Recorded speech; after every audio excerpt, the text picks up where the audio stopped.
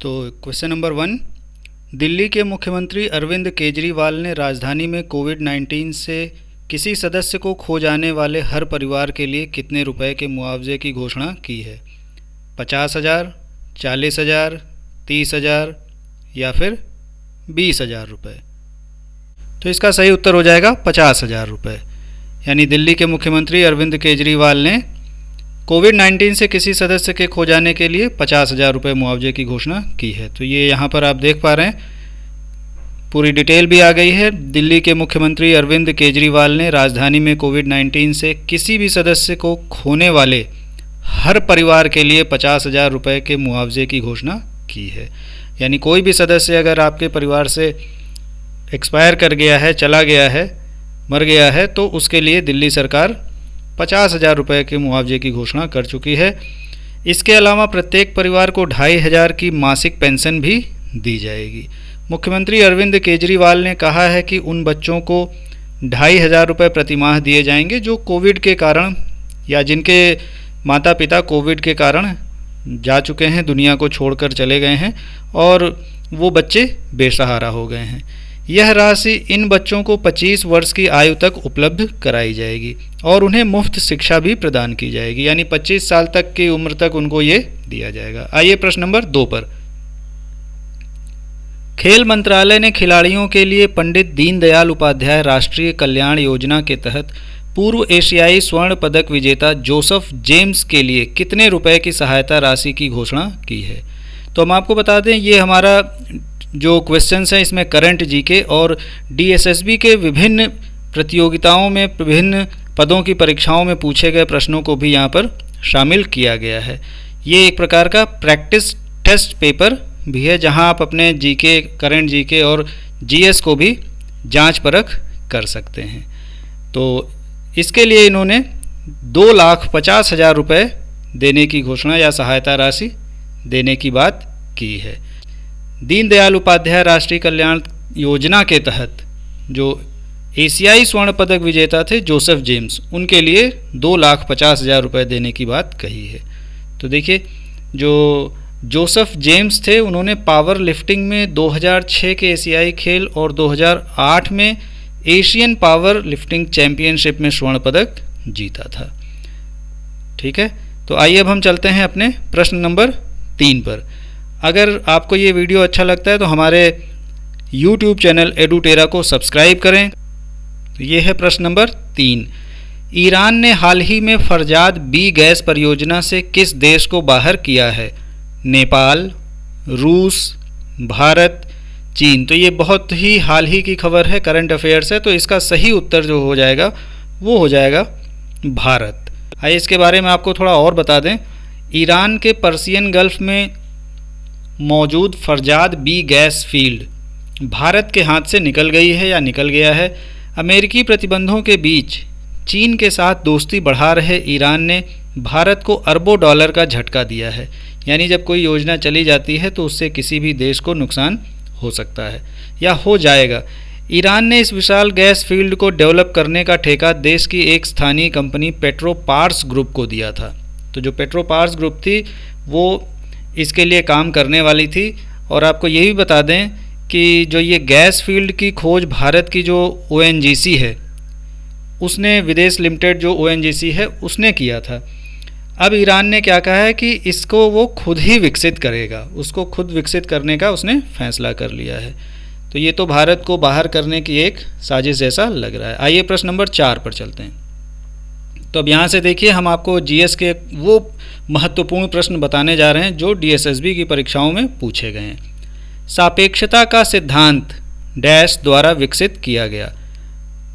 Bless Pascal, Albert Einstein, Stephen Hawkings, Thomas Alva Edison.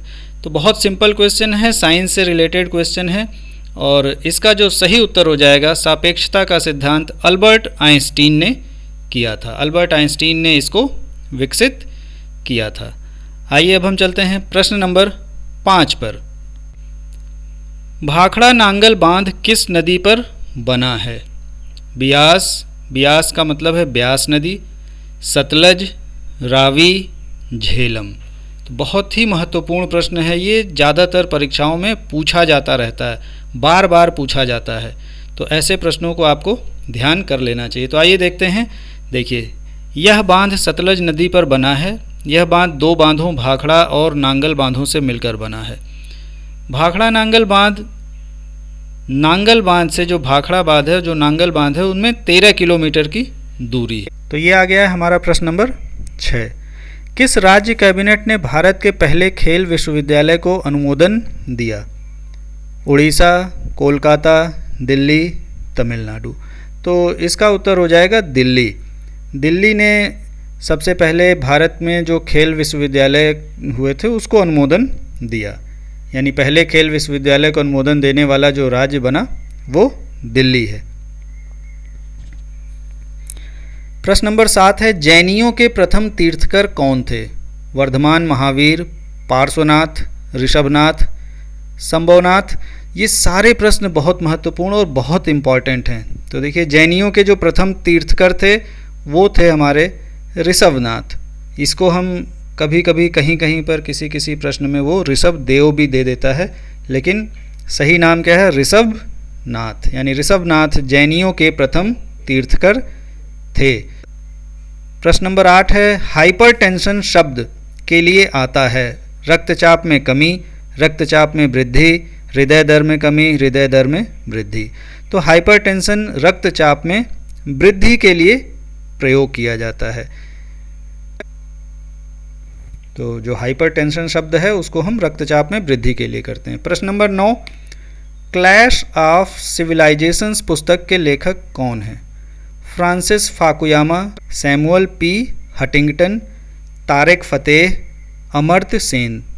तो clash of civilisation के जो लेखक हैं वो हैं सैमुअल पी हटिंगटन। तो आइए अब हम चलते हैं अपने प्रश्न नंबर 10 पर। इसमें हमने कुल 15 प्रश्नों का चयन किया है, जिसमें शुरू के कुछ प्रश्न करंट जीके से हैं और बाकी जीएस से हैं, जो डीएसएसबी की विभिन्न परीक्षाओं में पूछे गए हैं। प्रश्न नंबर 10 है, वेस्टफेलिया में स्थित है जर्मनी, स्वीडन, डेनमार्क, आइसलैंड। तो वेस्टफेलिया इसका सही उत्तर हो जाएगा जर्मनी। तो जर्मनी वेस्टफेलिया में स्थित है। आइए अब हम चलते हैं अपने प्रश्न नंबर 11 पर। भारत का मूल संविधान द्वारा हस्तलिखित था? रविन्द्रनाथ टैगोर, बी.आर. अम्बेडकर, के. मुंशी, प्रेम बिहारी नरैन रायजादा। तो बहुत डीप नॉलेज का प्रश्न है ये। तो इसका सही उत्तर हो जाएगा प्रेम बिहारी नरैन रायजादा। प्रश्न नंबर 12 है, भारतीय राष्ट्रीय ध्वज का डिज़ाइन ने बनाया? अल्लूरी सीताराम राजू, पट्टाभी सीतारमैया, पिंगली वेंकैया, यू नरसिम्हा रेड्डी। तो इसका सही उत्तर आएगा वो हो जाएगा ऑप्शन नंबर सी, पिंगली वेंकैया।